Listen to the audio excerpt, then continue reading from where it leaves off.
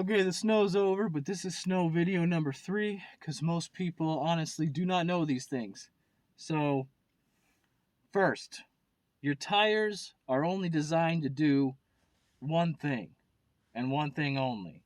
So, if you're braking and turning and trying to regain control by tapping the throttle at the same time, you're going to have nothing but trouble. However, if you're in a turn and you start to feel yourself like you're losing your front a little bit with a front wheel drive, you can tap the throttle a little bit and it'll bring you back in.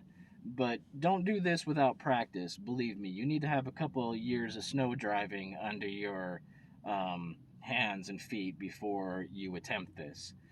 But anyway, this is also good for what we're going to talk about next in the next videos, which is how to get to places more quickly without having to break the speed limit.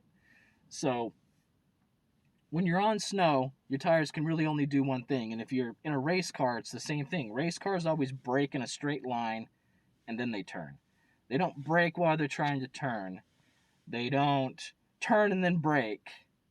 That's going to cause you an accident. So the real trick is to brake in a straight line, come to a safe speed, and then start to turn.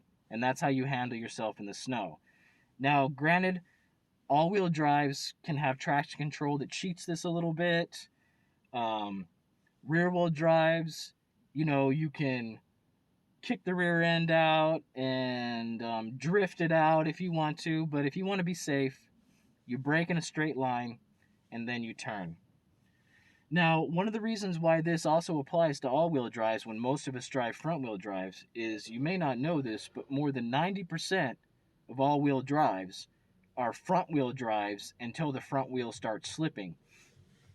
There's a drive line that goes to the rear end, and about halfway or a little further than halfway back to the rear end, there's a clutch that engages, and it's electro clutch.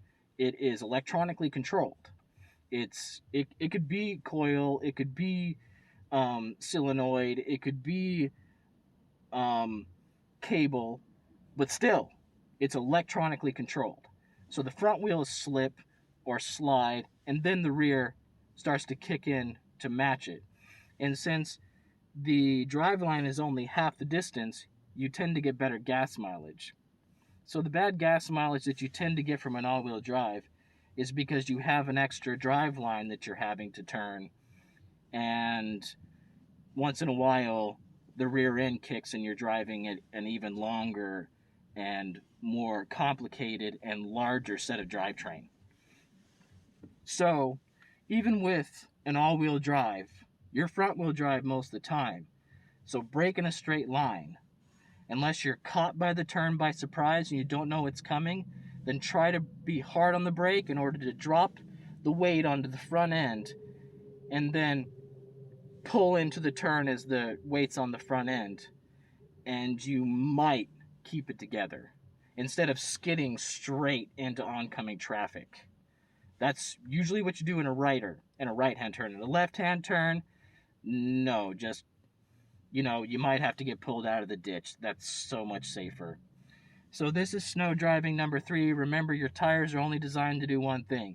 They're either designed to brake, designed to stop, to turn, or designed to accelerate. One of 3 things. Brake, turn, accelerate. One of 3 things. And with a front wheel drive, this is even more important because here you have all your drivetrain on the front end, you have your engine on the front end, and your tires are driving.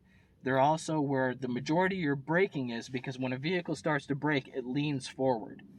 That's why 60 to 70% of braking is always on the front end.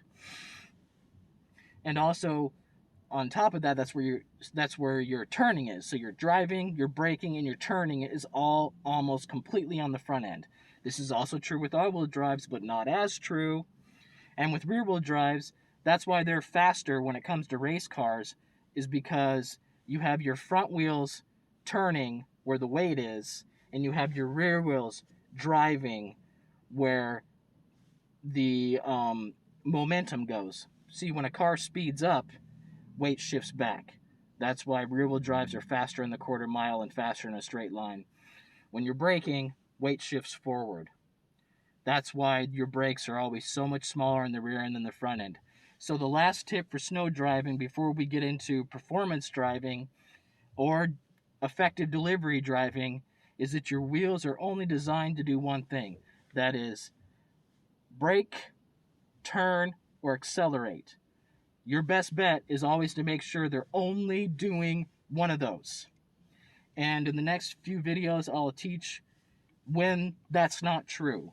But 98% of the time, if you're delivery driving, even in the snow, the rain, the hail, and extreme temperatures of heat, that is true. That is what you'll be doing. That is what you'll be experiencing. And when you're snow driving, it's most important. And there's only one exception to these rules when you're snow driving. If you've already hit the brakes and you're sliding, what you do is you turn the wheel, blip the throttle, and that'll turn the car to the side. Because the wheels have a larger contact patch this direction than they do this direction, you will slow down a little bit faster, and if you hit the gas again, you can get some momentum going, creating a new direction. However, if you're not skilled at this, don't do it because you'll probably wrap yourself around a tree or a light pole. So remember, your car, your wheels in the front are designed to do one thing: brake, turn, or accelerate. Don't have them doing all three things, or you're not going to be able to recover, and you're going to be in an accident that'll probably be your fault.